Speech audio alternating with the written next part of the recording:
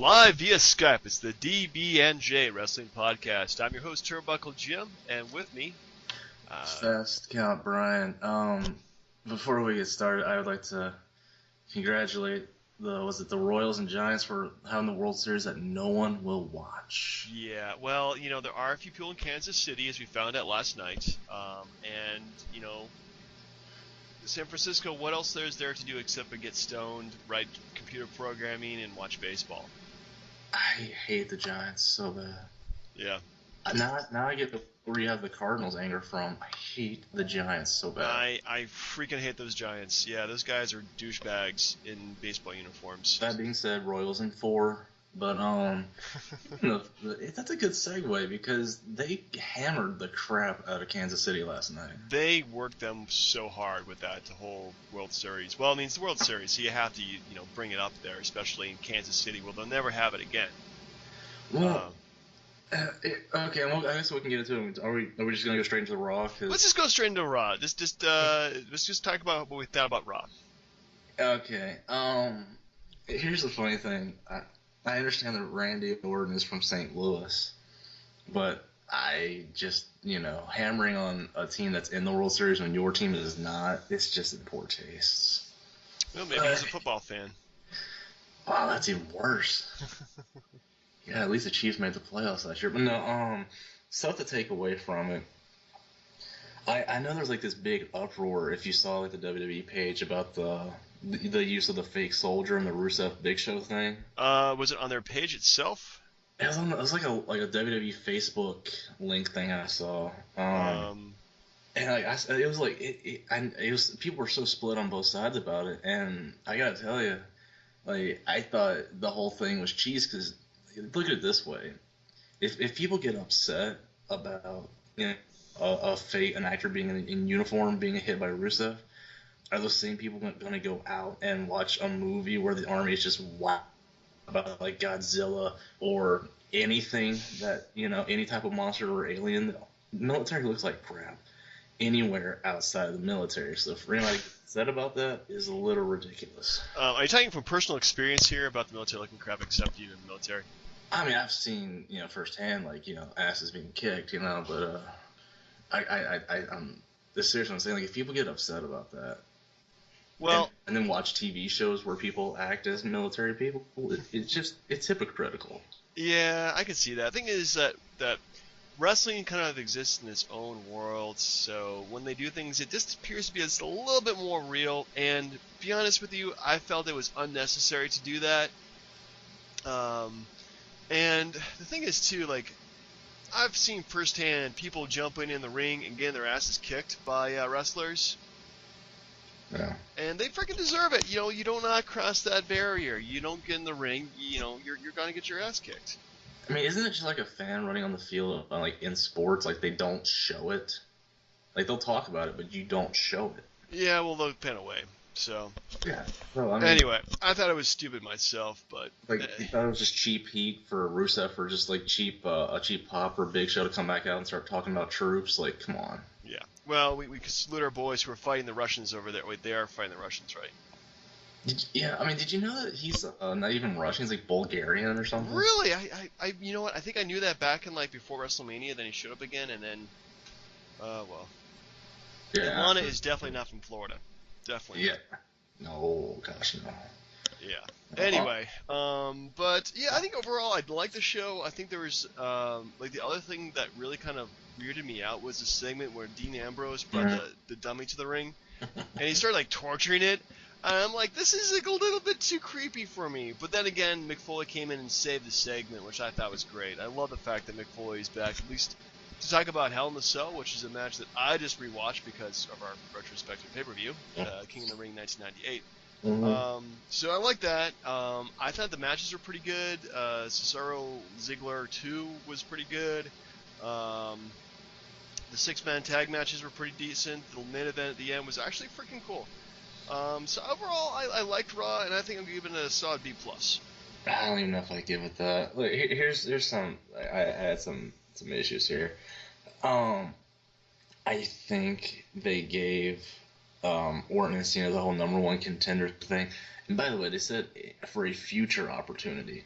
So they're not even saying Survivor Series. Who the hell knows when the next time Lesnar shows up? Well, it better be by goddamn Survivor Series. Otherwise, I'm gonna be really pissed. And so I mean, we're forgetting some other things here, like the RKO out of nowhere. RKO out of nowhere, dude. Paul Heyman and John Cena. Yeah. So I mean, the big thing. I mean, but are they teasing an Orton face turn to Lesnar? Maybe. I think the biggest tease was at the end when he got curb stomped by Seth Rollins there. Yeah. I think that was pretty much like the biggest. Like, yeah, they're gonna be breaking apart, and he's gonna be get a well-deserved face turn. So. See, here's the problem. Like they're doing this to make fans like care about Randy Orton, but he gets a face turn and he wins the belt. Guess what?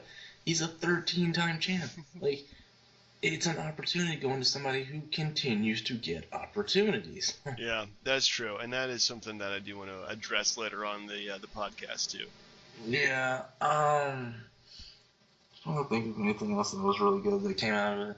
How about Mizdow getting the pin on Sheamus? Yeah, that was pretty big, and the Miz taking credit for that. So maybe another split there.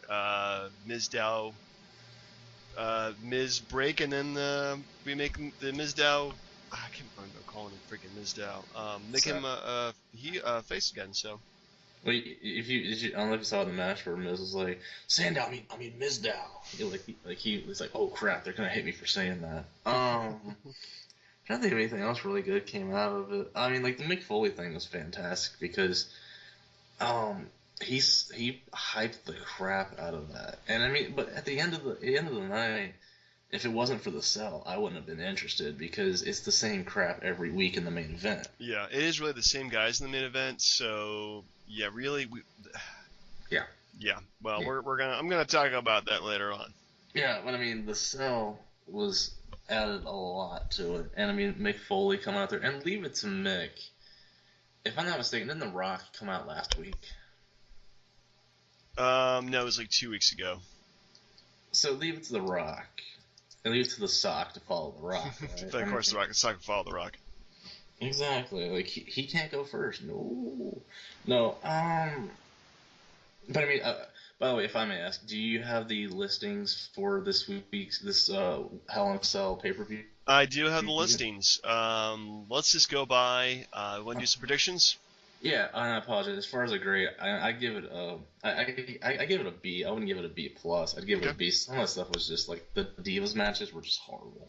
Yeah, I really feel that Rock could really trim an hour, and we would lose absolutely nothing. There's so much filler in there. It's ridiculous. Well, like the 90 minutes of stuff I watched on Hulu today, like you had the beginning segment with the Authority, and then you had Orton come out, and then you had Cena come out with Heyman, and then you had Rollins and Ambrose come back out. Like there's like so much talking with just that core of people. There's not enough time going around to everyone. Yeah, that's true. They definitely steal the show.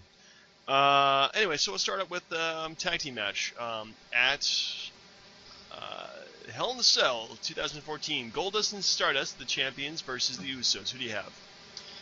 I'll give it to the Usos because I just think there's no other tag team. So if they beat the Usos, there's nobody to compete against. Okay. So you're gonna go with the Usos. Yeah. Sorry. I just don't feel like it's right for them to pick the belts back up again. So I'm gonna go and do Goldust and Stardust. Well, I mean, like I said, I wouldn't doubt if your prediction's right. I just think that what other tag teams are there that can feud with the Stardust or the Dust Brothers? Yeah, there's not many face tag teams at all actually around there anymore. So yeah, that's kind of true. They were talking about I think Ryback coming back from some injury, so like they might turn Ryback's little face or something. That would be kind of cool. They definitely need more face tag teams. That's always been a problem, I think, with tag team divisions. So next up, AJ Lee versus Paige. I mean, they're both very hot, of course, but do you care about this feud anymore? Like, it's just dragged on. It is getting really dragging, and I feel that we're kind of waiting for like the next diva to show up from NXT, because they're actually kind of stacked right now in terms of talent they have. To show up, and then we would actually have like move into something a bit more, I don't know, more fluid, I guess. But yeah, this is getting really stagnant, really fast. I mean, as far as prediction, I think AJ Lee keeps it because I still think, unless they completely just drop the ball, which wouldn't surprise me, but I still think they feud AJ with Stephanie in the same way they did with Brie, just to pull off that heat, and there will be a lot of like CM Punk type heat towards her from the Authority. Right. Okay. Well, I will also go with AJ Lee too because that makes sense. Did you know Paige is going to be on the next season of Total Divas? Like, they're taking everybody. They are. They're ruining. They are freaking ruining the Divas division by doing that. It's so bad. Anyway, next up we have the Big Show versus Rusev. Ooh. I mean, Rusev, come on now. Really? What good does it do for Big Show to get the win? He's been around forever. If Rusev loses, it will be to John Cena. You're thinking that, he's got to get this Cena victory there. But you know what? I just feel that this time that Rusev can't overcome. And I think that probably by DQ, I'm going to go with Big Show. Now, here's what I think will happen. This will sound so dumb, but I think Mark Henry will come out and cost Big Show the match, and either by accident or either just join up and be on with Rusev.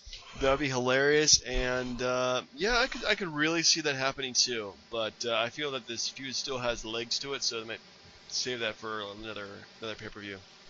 Yeah, that's true. Next up, You're right. I'm sorry to interrupt. You're right, because think about it, for Survivor Series, you could have like the Rusev team versus like Team USA or some shit. Yeah, we could do Team USA though. Like they haven't done that before 20 years ago.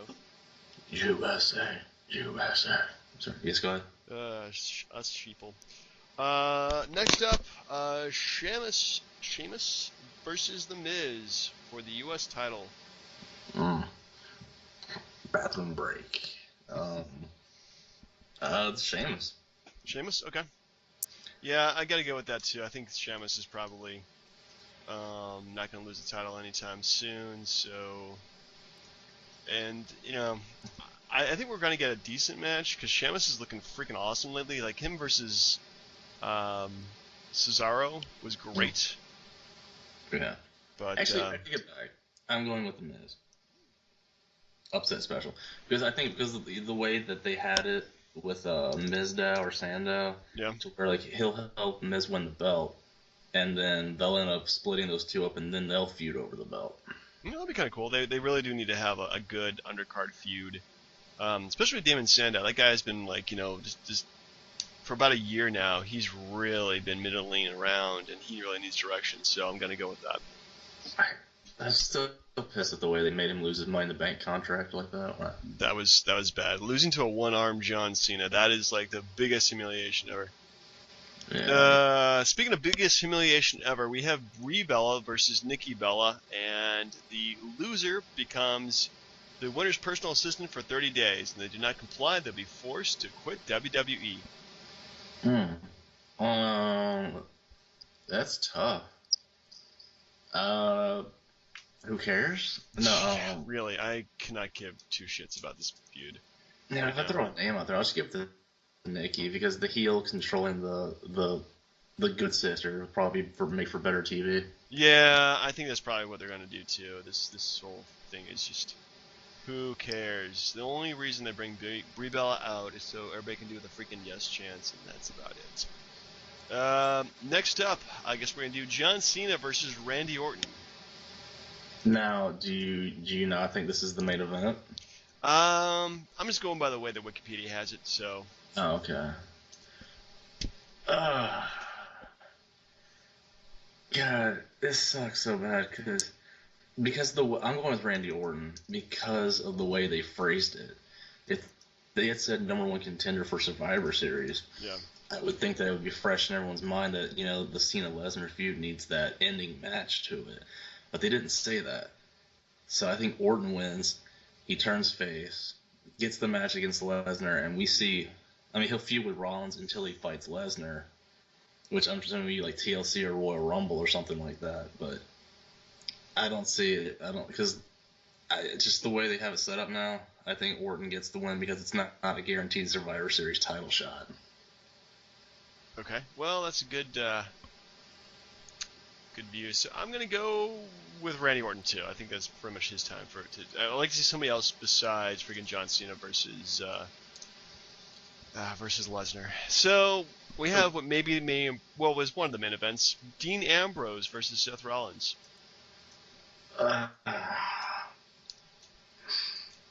You know what? It's Seth Rollins. It's gotta be. Just again, because if my Orton prediction goes correct, you don't want Orton, being hot and then Rollins not having that win to help him carry on to that feud. So Rollins needs to win, so I think he gets it. Okay. I'm going to go with Dean Ambrose because he does need a bigger win, and he's been chasing after freaking Rollins forever. So I'm thinking probably what will happen. This might be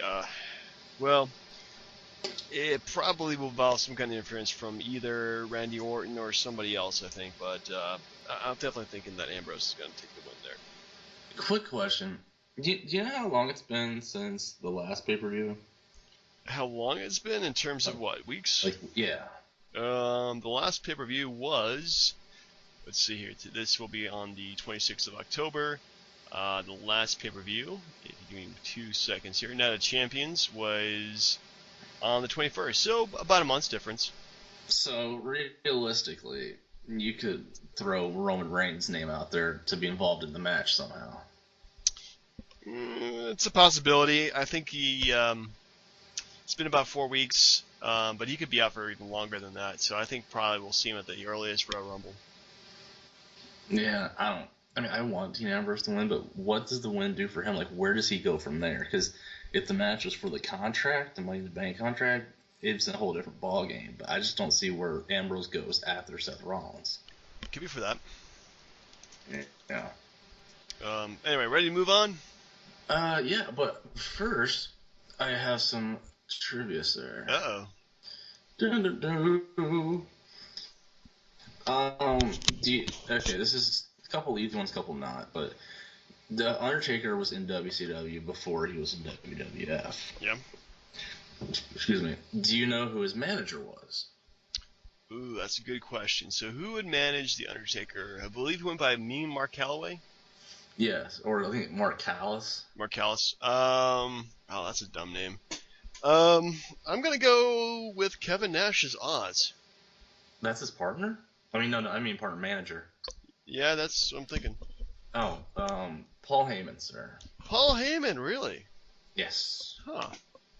Now, you saw how Mick Foley looked last night. Yeah. His little Santa Claus get up and what have you. But true or false, was Mick Foley ever a light heavyweight champion? Was he ever a light heavyweight champion in any federation? Yeah. No. Actually, he was, sir. It says in 1988, Mick Foley as Cactus Jack held the world-class light heavyweight title. Oh. Well, their definition of light heavyweight and heavyweight are two different things. So.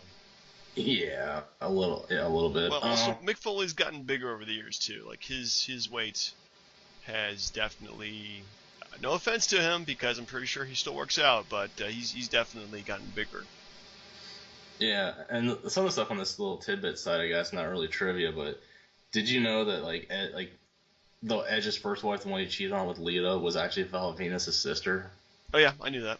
They even brought it up in Raw.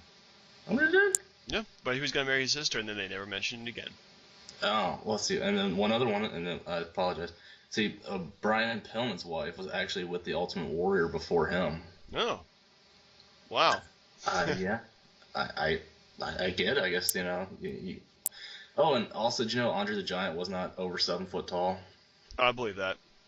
Yeah, they said it was 6'10". But anyways, so yes, are we on the retrospective? Retrospective of the Attitude Era. We're going to WWE in 1998. June of that year, King of the Ring. June 28th to be precise. In Pittsburgh, Pennsylvania. We have 9 matches, so we got to get through these pretty quickly, I think. Except maybe the last 3. I think everything until the last 3 is kind of crappy. Mm-hmm. First up, we have the Headbangers, Mosh and Thrasher, and Taka Michinaku, defeated Kantai, Funaki, Men's Teo, and Dick to Go. What'd you think of the match? Honestly, I didn't care. I know this is leading towards Taka joining Kantai, but how can you not look at Funaki and think SmackDown #1 announcer? I mean, if you will. Yeah. Yeah, you know he's in NXT now, right? Funaki? Well, he's a trainer. Oh, God, he's too old now. Yeah, well, he's a trainer, and then they recently brought him into the storyline, so. Yeah, but I mean, as far as I didn't really. Anyway, so we gotta get through these. Yeah, that's over. Yeah. So you didn't care. I liked the match. I think it was better than Team with Bradshaw last month, but it really felt like really like unnecessary. They said it was a bonus match anyway, so obviously it wasn't anything they built up. But I think it was fun. It wasn't long or anything like that, so pretty decent. Next up, Ken Shamrock defeated Jeff Jarrett in the King of the Ring semifinal. I really didn't. Shamrock was really over, and I gotta tell you, I was hoping Jarrett won because I actually thought he was the better wrestler, not UFC type deal. But right.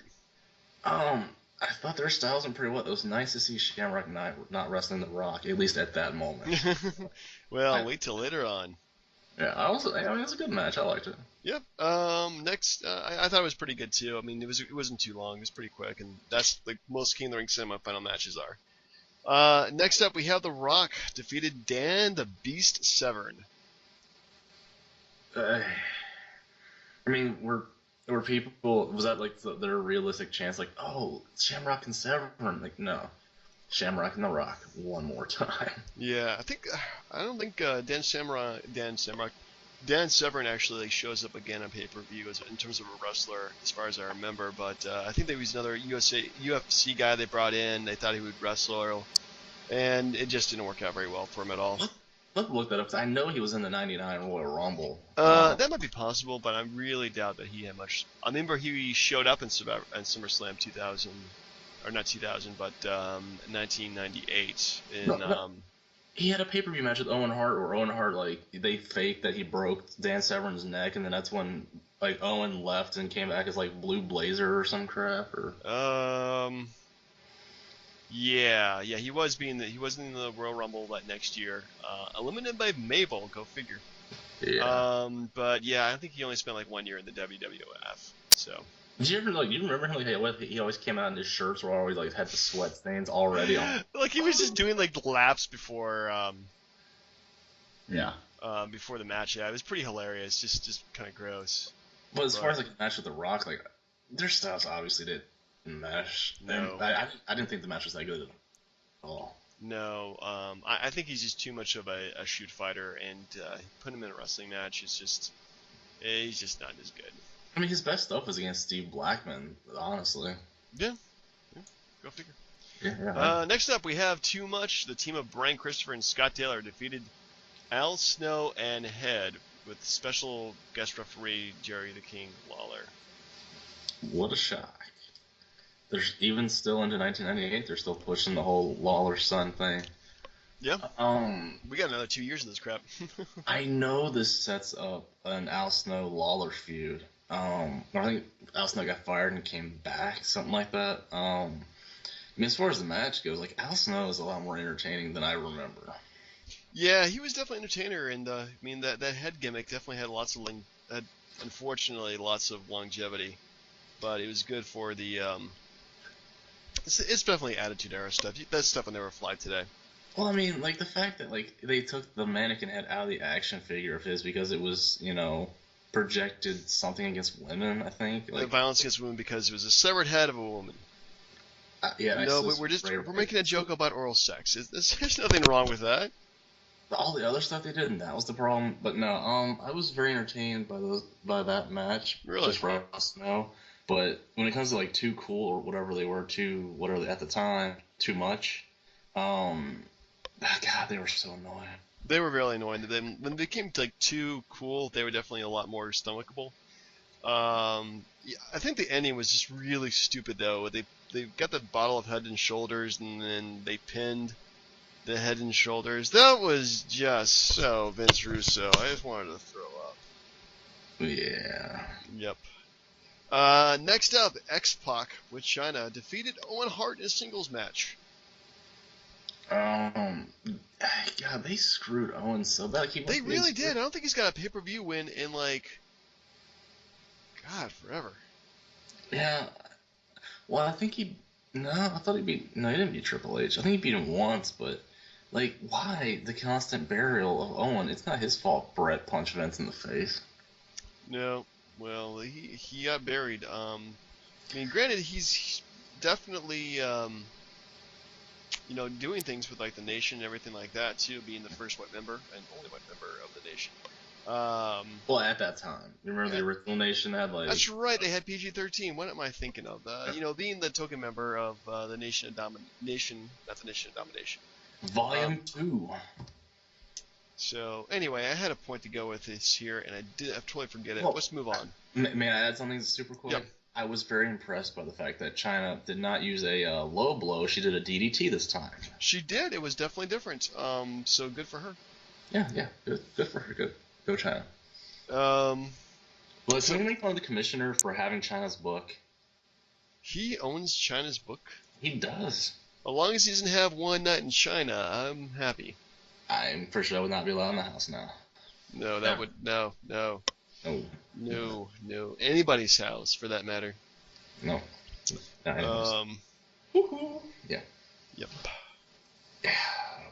Sorry. Well, this is a China pause break where we regret ever bringing it up. I apologize. Do. She is like the biggest regret of the Attitude Era. Like, she had so much potential, and... Well, she did get fired after, her boyfriend was stolen by the boss's daughter. Yeah, well, there's that. Yeah. But, yeah, she got some problems. Yeah. Anyway, so next up, the New Age Outlaws, Road Dogg, and Billy Gunn with China as well. Oh, God. Yeah. Defeated the New Midnight Express with Bombastic Bob and Bodacious Bart. This was such a filler match. It's just ridiculous. And can't stand the New Midnight Express. Yeah, the New Age Outlaws were so over. They could have wrestled like whoever Clint Eastwood, the Obama from the Clint Eastwood chair segment or something. No. Like they were so over. They could have wrestled, God, like freaking, Vince McMahon did. It's ridiculous. Like, but their feuds were crap, and it's hard to remember that because the kids like these guys are awesome, but these feuds sucked. Yeah, they had like no good feuds because there was really no other good tag teams out there at the time. So it's kind of regrettable, unfortunately. It smacks up today. Yep. Let's see here. So next up we have actually the first of 3 really good matches. Actually, Ken Shamrock defeated The Rock in the King of the Ring final. I didn't understand why they gave that to Shamrock. He didn't go anywhere with it. If anything, you give it to The Rock because he went on to have the IC title feud with Triple H and then won the world title at Survivor Series. Like, he needed this more than Shamrock did. Yeah, it is kind of weird that they would do that and have, because Shamrock, I don't like, maybe they expected Shamrock to would have that kind of push and be a main eventer, but the King of the Ring is mostly for guys that you want to get over to get to the next level, and a lot of times those guys just don't make it. Guys like Billy Gunn, for instance, or King Mabel, or just. Yeah. But in Mabel's case, he at least got a world title shot at SummerSlam against Diesel. Shamrock never got crap. He went to he got the get Intercontinental title, and he got the Tag Team Championships. But yeah, his lack of a push after this is kind of surprising. But the thing is, like, Rock didn't need to have this kind of win. Like, honestly, in losing, just going up to these, being in these matches, The Rock has definitely put himself over. So later on that year, when he becomes champion, spoiler alert, it's, he does not need to have any kind of extra help getting there. Yeah. But I think this match is pretty good. I mean, yeah, definitely. Definitely a lot, good wrestling between both wrestlers. Yeah, of course. And the lots of good, 2 counts to get the crowd into it. So, but in the match, I thought it was super impressed. I mean, and no appearance by China. She took a break. No. She was doing commentary with the Spanish announcers. Dang. Yeah, and that's one thing I didn't like about this is Triple H's commentary. It is just so sophomoric. It's embarrassing. I'm embarrassed for you, Triple H. I'm sorry, buddy, but I am. Well, he didn't really have the mic skills. He does. Well, okay. Well, I don't know if he still has any mic skills today, but. No, he's got mic skills. He just, I think they said, like, go out there and just say anything that was, like, that's crude and crass, and, that's what the kids liked, freaking 16-year-old, actually, 17-year-old Jim at this point. I was digging that kind of stuff. Yeah, it's so crude and not what I'm used to, and now I'm just like, this is kind of embarrassing. Yeah. Next up, we have a match that will stand the test of time. I think we've already talked about this quite a bit, but The Undertaker defeated Mankind in a Hell in a Cell match. It's funny, like, it's the weirdest part of the whole thing is I didn't know how much actual wrestling was done after, like, the big moves. Like, because, like, he gets thrown off the cell and thrown through the cell and has this, his tooth up his nose, and which he highlighted last night on Raw, which he talked about during the, Ambrose Rollins segment. But I didn't know how much wrestling they did inside the cage, like, after he came back in. It was nuts. Yeah, that was pretty crazy. Like, you kind of expected them to end the match at that point, especially if being thrown through the cage, which I don't think was something that they expected would happen. But yeah, I thought it was really, even afterwards, it was brutal. The thumbtacks and the chairs and man. I don't know how he did all that, because he even said he blacked out through most of the match. Pure instinct.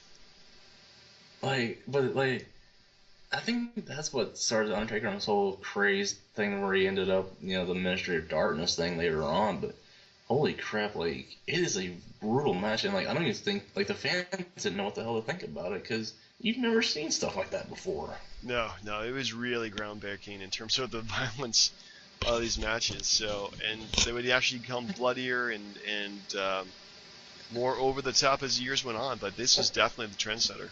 Think about it. I mean, like, if you saw how Foley, like, hit the freaking table, they didn't practice that. How do you practice that? Like, how, like, one move to the left or the right, he probably been really fucked. Yeah. Well, he wasn't, and he's still with us today, thank goodness. But yeah, definitely didn't prolong his career at all.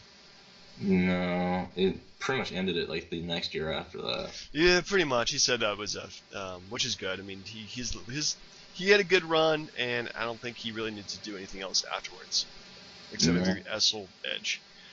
So we come to our main event, which is Kane defeated Stone Cold Steve Austin in a first blood match for the WWF World Heavyweight title. Yeah. Some of the stuff is just complete crap. Okay, let's say Austin had won, so Kane would have set himself on fire, completely, like, on fire. Like, what? Like, how dumb do they really think people are? Like, I came to watch Kane get burned. Like, no. Like, of course he was going to win. He's wearing a mask. It's a first blood match. What the hell?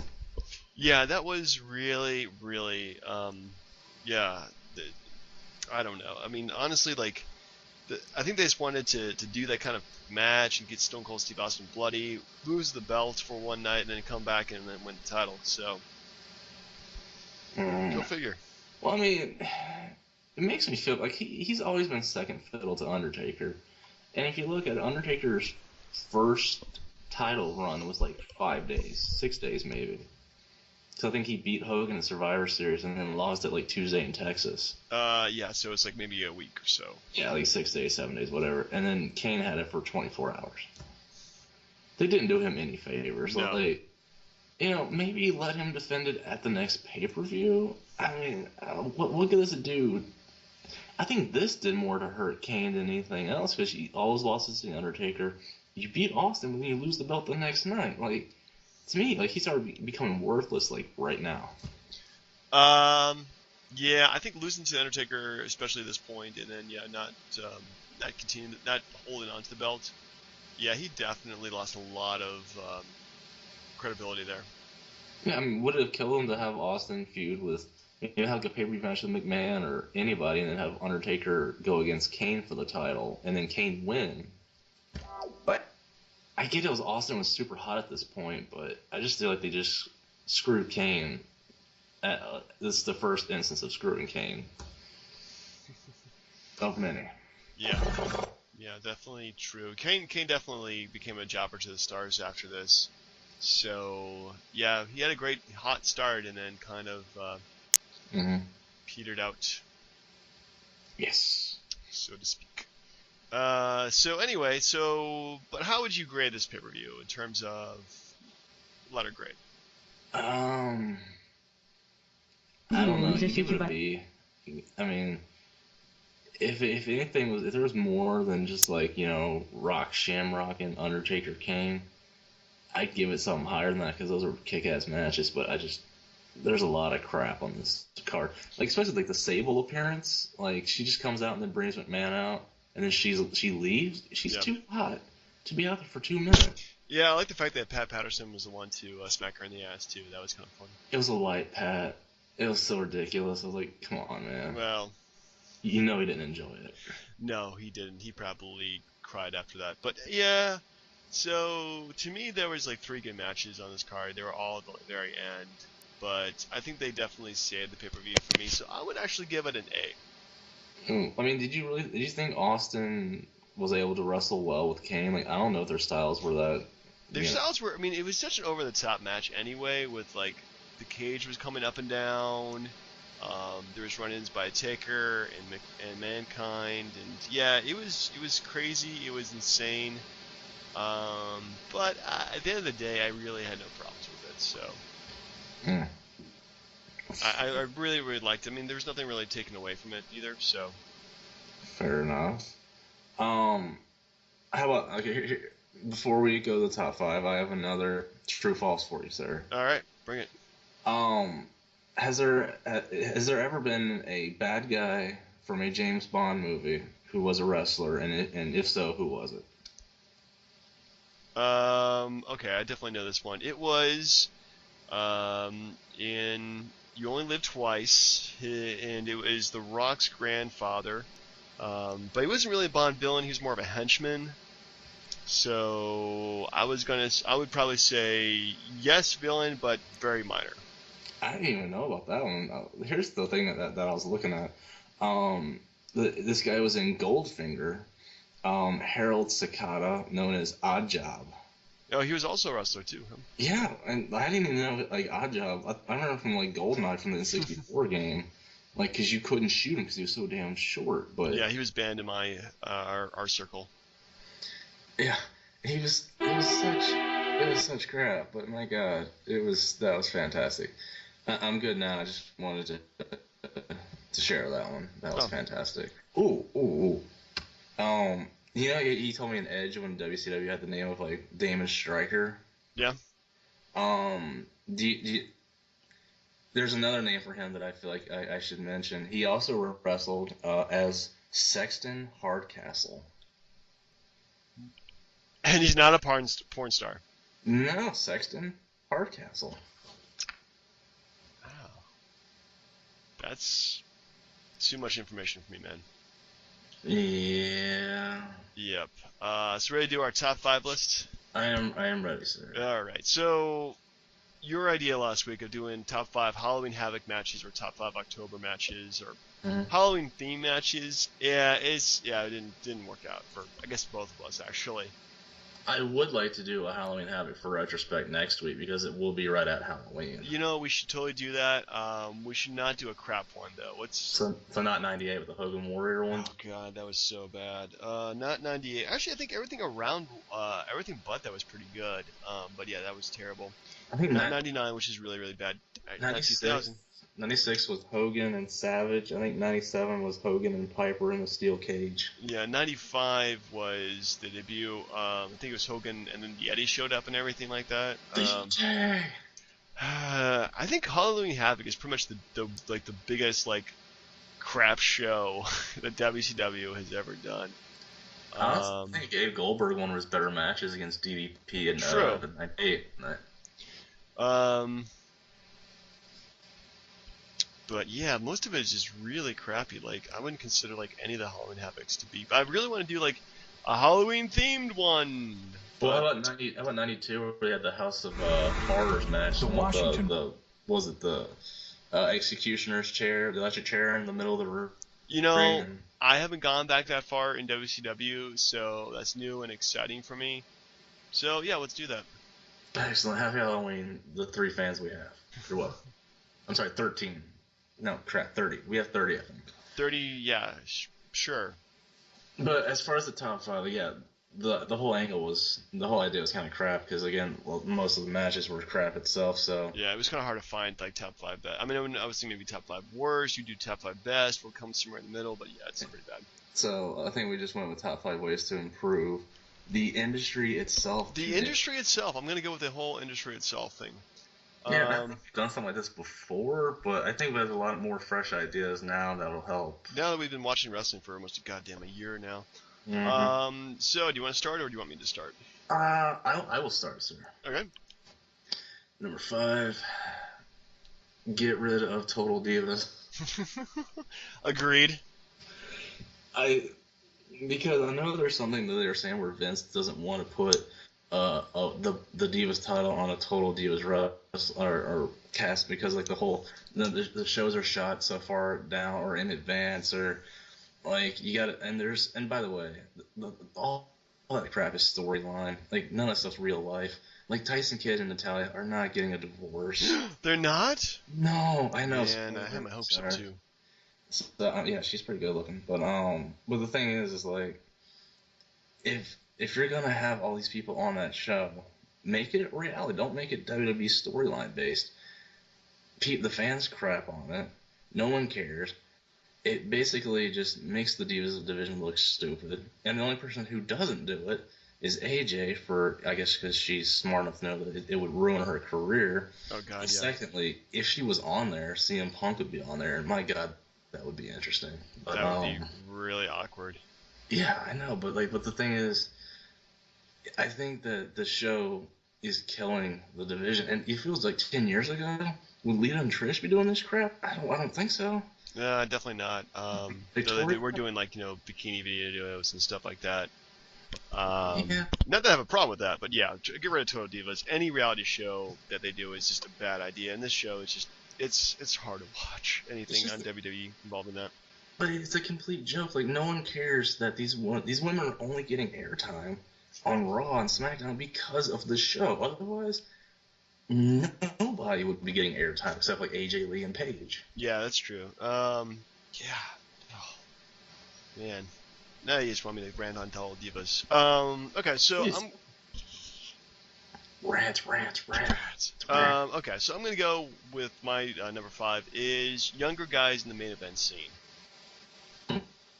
They're kind of going this way, but they really need to have fresher faces in the main event. I mean, because we've had John Cena, Randy Orton, Daniel Bryan a little bit, Batista, Kane, Daniel Bryan, and then Triple H. And who? Triple H. But yeah, it was them versus the Shield. John Cena, Brock Lesnar. It's not building up new and younger guys they really need to have, and that's something that I can see them working on. They're trying to find the next big guy, but they really need to get the younger guys in the main event scene and get the older guys out of there. John Cena, really, his dominance of the company has been the worst thing possible for them because they haven't been able to move past him, unfortunately. but that's their own problem. Like, they're making enough money as it is, I think, to where you can put him down a little bit further in the card, and you'll still have people watch the show because they will always watch the show because TNA is not viable competition. No. Well, that goes to my another point. But yeah, definitely, bring in the newer guys, seriously. I'm gonna go along those lines, but in a little different way. I say number 4 is build the younger guys and then keep them there. Good example. I'm just saying, like, The Miz, Sandow, Dolph Ziggler, especially Dolph Ziggler, for Christ's sakes. I mean, he had that build up to when he cashed in on Del Rio and won the world title, and then Del Rio gives him a concussion. Then when he comes back to wrestle, they strip the title off of him. It was absolutely ridiculous. Oh yeah. 1 second, please. Alright, I'm good now. Sorry, people. Cough break. Anyways, but like, there's so many people that need that. Like Big E got a really big push, got the Intercontinental title, and then just fell off. Cesaro got a push, fell off. Same thing for like Jack Swagger. Like, it's like they half-heartedly build these people up. And I don't know if it's like a Cena or Orton thing. We're like, I don't want this guy to get pushed. I don't want this guy to get a push. But there's so many young guys that they try, and I don't think they stick with the guys long enough to give them that chance to be in the main event. Yeah, agreed. All those guys, they really have they pushed to the moon really fast, and then they didn't sustain them at all. So that's like so many guys. So yeah, you're completely right there. Yeah. I'm sorry. One person I hope they don't drop the ball on is, like, again, with Bray Wyatt, for instance. We haven't seen him forever. Yeah, I think they're just waiting for a little bit of what's the word I'm looking for here? Right moment to bring him back. Could you see him, jumping in the cell on Sunday and costing Cena the match? Oh, that'd be awesome. Now I've given hope that the match will be good. Bray Wyatt will save us all. Yes, thank you. Okay. Or sir? My number 4 is to actually change the style that wrestling's. I wouldn't say like change the whole thing, but we understand that in wrestling there's certain moves are made to look realistic, but honestly, like, there's just certain things, there are certain styles that we just kind of look at and we see that that's not, like, it wouldn't hurt the other guy, it would hurt you more. So I mean, I think that definitely they should move to a style that makes it look a lot more real looking. Like any kind of, you've seen like Brock Lesnar in any of his matches for like the past year since he wrestled CM Punk, he makes it look very real in what he does. Like, granted, that's a very stiff style, but we need to move on from what we've been doing for the past so many years, because honestly, like, people have gotten bored with it. It's just not as exciting, and a lot of new people will look at it and say, well, obviously it's fake. I mean, because the one person seeing the canvas before the other person, how can they be hurting them? So yeah, no, I get it. And I don't know if this will sound along those same lines, but if you remember, like, whenever, like, Big Show would fight Mysterio, you're like, how is this possibly hurting Big Show at all? Yeah, honestly, like, he's like, like half of my size, and how is he supposed to be hurting me? Good grief. I think, like, the equivalent, like, for us would be like us selling getting beat up by Ariana Grande or something. She is a toothpick, and she knows it. Yeah. But yes, that is a good number 4, sir. Number 3 for me is getting rid of social media with wrestling. Oh, come on. Don't you like Twitter? Twitter has its place, but it's not on Raw. I don't like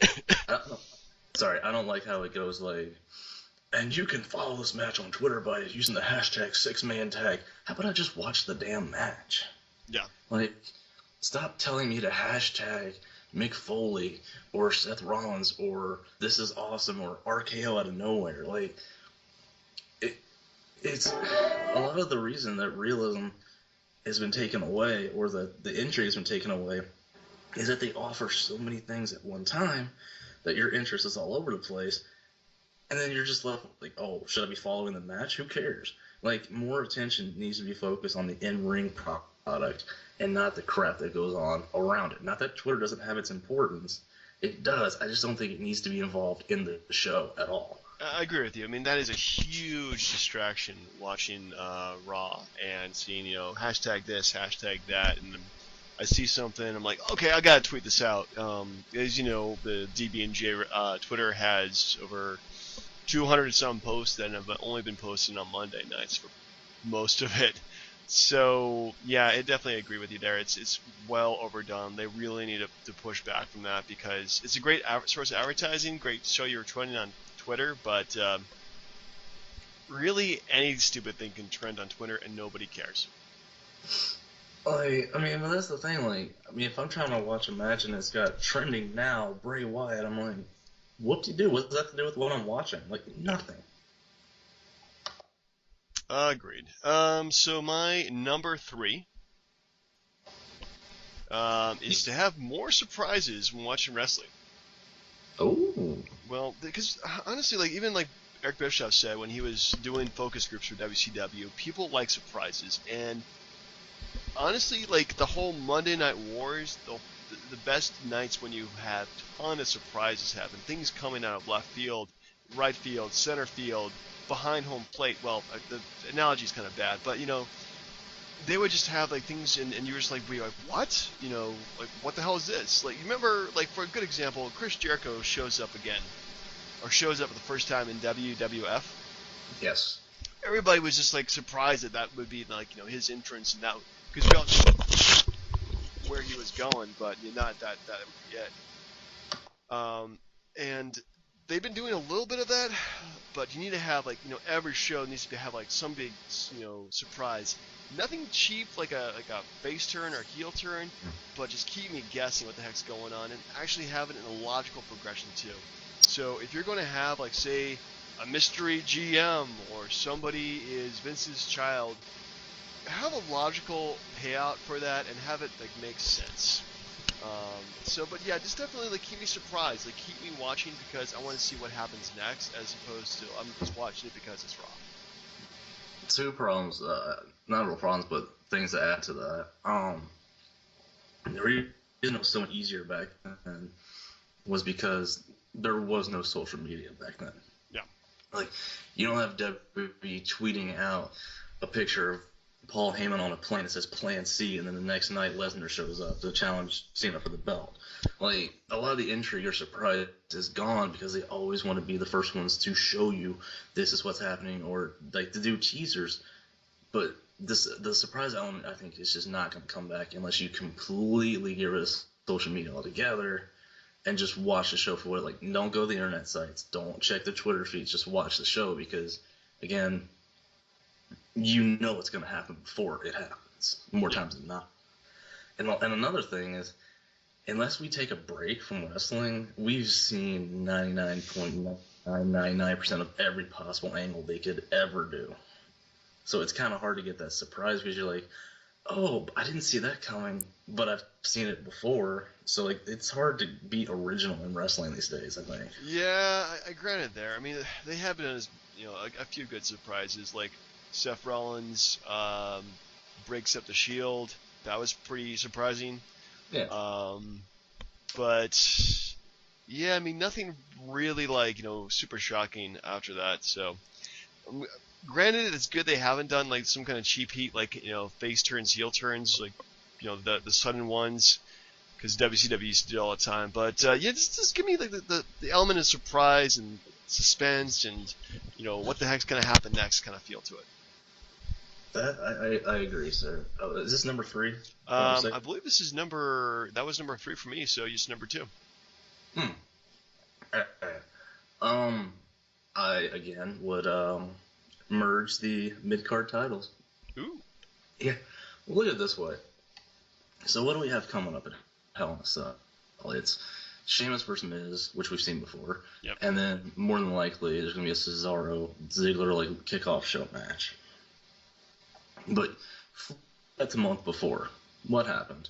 Cesaro was fighting Sheamus, and the Miz was fighting Dolph Ziggler. When your number one contenders are interchangeable, and they don't have matches to become number one contenders, they're just, oh, you lost the Intercontinental title match? You're the U.S. title contender now. The whole concept is just crap. And honestly, you should just merge it to put some importance back on it, because again, to me it doesn't matter, because Sheamus could lose the U.S. title to The Miz, and then the next week he's going to be fighting, Ziggler for the Intercontinental title. There's just no continuity to those belts, and I just don't like how the contenders are interchangeable. Bring them together, just make it the Intercontinental title, and put more importance on one mid-card title. I agreed. I think that their formula for WWF for a long time had been one mid-card title and then one big title. But I think the U.S. title's got so much history to it. It's kind of hard to get rid of it at this point.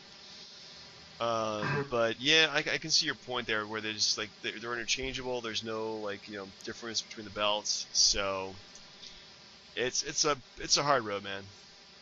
Yeah, it is, sir. And your number 2? My number 2 is stop going to the past. Oh. Which is that wrestling, and especially wrestling fans, but especially WWE's always been, well, we'll go ahead and remember the Attitude Era, that was so great, and remember Hulk Hogan, let's bring him out, and let's bring out this guy and that guy, and it's kind of like what I said before with the main event, younger guys in the main event. Stop talking about the past and start talking more about the future, because when you start talking more about the future, it's a lot more exciting than being nostalgic, and nostalgic just makes things depressing. Do you mean always trying to bring back the old Attitude Era guys for WrestleMania match? Yeah, honestly, The Rock, loved him, 10, 15 years ago, but bringing him back now, he's just old and rusty, even though he's 40 years old. For wrestling age, that's still pretty old. Triple H, he can still go, I give him that, but, his days in the ring are definitely done, even though he did actually a pretty decent job. But yeah, bringing back Evolution, bringing back DX. Granted that the network is there to be really nostalgic about the product, but we really need to stop going there as being our safety valve. So you wouldn't want to see Triple H and Rock at WrestleMania? No, bring some new guys. Well, and when actually that happens at WrestleMania, and I start acting really, really like a goddamn fan, and you remind me that I said no, bring in new guys, then you have my full permission to kick my ass. Yeah, you'll mark out they're wrestling. Oh my god, they're wrestling! This is so exciting. They haven't wrestled in 10 years. It's 1998 all over again. Oh my goodness. I agree, and it goes a little further than that. It's hard for a lot of the younger guys to get built today, is because they hold on to the past so much. God forbid, I'm gonna say this, but the video games, for example, what's been the highlight of the last 2 or 3 years? All the Attitude Era stuff, the Attitude Era wrestlers, the Attitude Era moments you can go back and do. They're just reliving their past instead of giving a crap about the future, honestly. Though it's fun to play. Yeah, they are. These games are pretty fun to play. I just think that, if you're going to go the full 9 and just have the wrestlers in there, but just stop labeling them as Attitude Era wrestlers. Yeah. So you're number 1. Let's see. It's tough because there's so many things that I wanted to do, but I couldn't do. Yeah, there was a lot. I had to trim my list too. There was a few things. And in fact, the whole no more reality show is something I trimmed off too. Well, number 1 is it's a twofold thing. Either bring back the brand extension, or get rid of SmackDown. Oh. Because everything is hyped around Raw. And you know that because if you ever watched a SmackDown, the main events were like Dean Ambrose versus Kane or Dolph Ziggler, Randy Orton or something like that. Like, all the attention is focused on Raw. And even the SmackDown show I went to, like, it had some decent guys there, but it's the B show. And it adds, with the way they hyped up Hell in a Cell last night, like, what could they possibly do on SmackDown to help this? Like, if you stopped here and went straight to Hell in a Cell, you're doing just fine. Yeah, so pretty much. So either bring back the brand extension and give all the other wrestlers a shot like they used to, because when the brand extension first happens, like, a lot of those guys were getting their pushes. And you gave interest in all the other small matches because you had to have those people on the show to fill the time. And you could still keep the U.S. and Intercontinental titles if the shows are split. But if you're not going to split the shows and give the talent more of a chance, just get rid of SmackDown and just focus on one 3-hour-a-week show per week and make it better. Yeah, that's a good idea. I haven't watched SmackDown in forever. I mean, there's definitely some cool moments to it they've done recently, but yeah, it is such the B show that I really don't see the point of it. Maybe to give some people some additional time, but yeah, it's kind of the crap show. Yeah, and I mean, and the ratings show, yeah, it's probably the highest rating show on Sci-Fi. But is that really saying a whole heck? No offense to Sci-Fi Network, but wrestling fans will watch it if they don't have anything better to do on Friday nights, which again is a terrible night for wrestling. But again, either get rid of it or split the shows up again. Both good ideas. Hmm.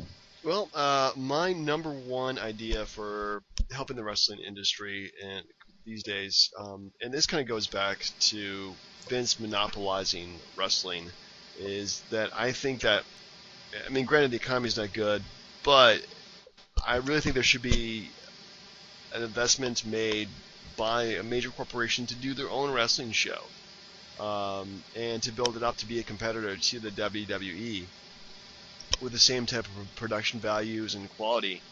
You know, granted, it would be really hard to do at first, but if you bring in, like, you know, some people who have been cast out from the WWF or WWE, and still can go, then I think there's definitely, I mean, granted, TNA is trying to be that competitor, but it's just so, what's the word I'm looking for here?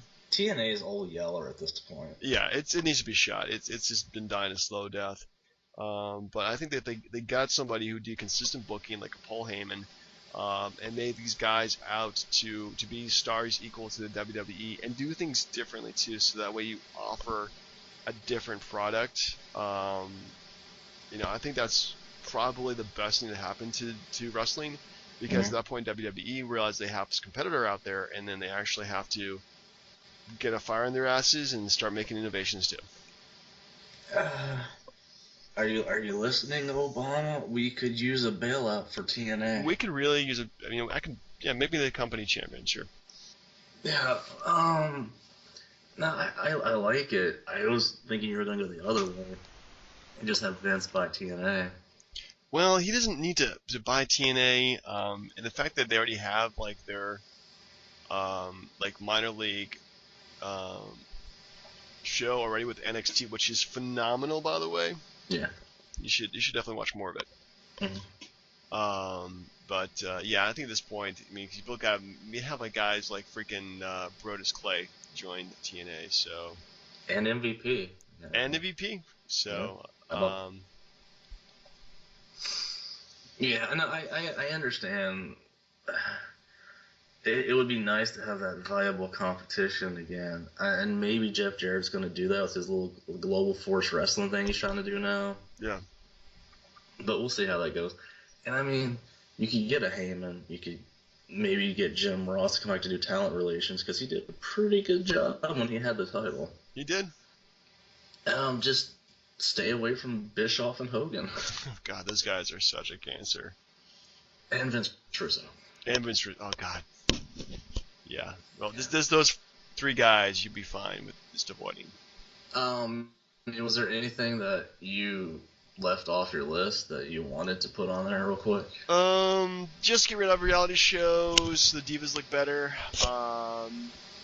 But yeah, I think that wrestling has become very stagnant, unfortunately, and I think that it needs a lot more innovation in terms of the product in the ring and outside the ring.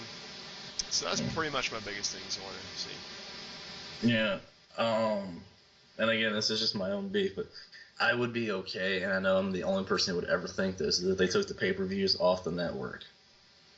So it's crazy, but I just feel like a lot of times they don't care how the shows are written leading up to pay-per-views and pay-per-views themselves because of the $9.99.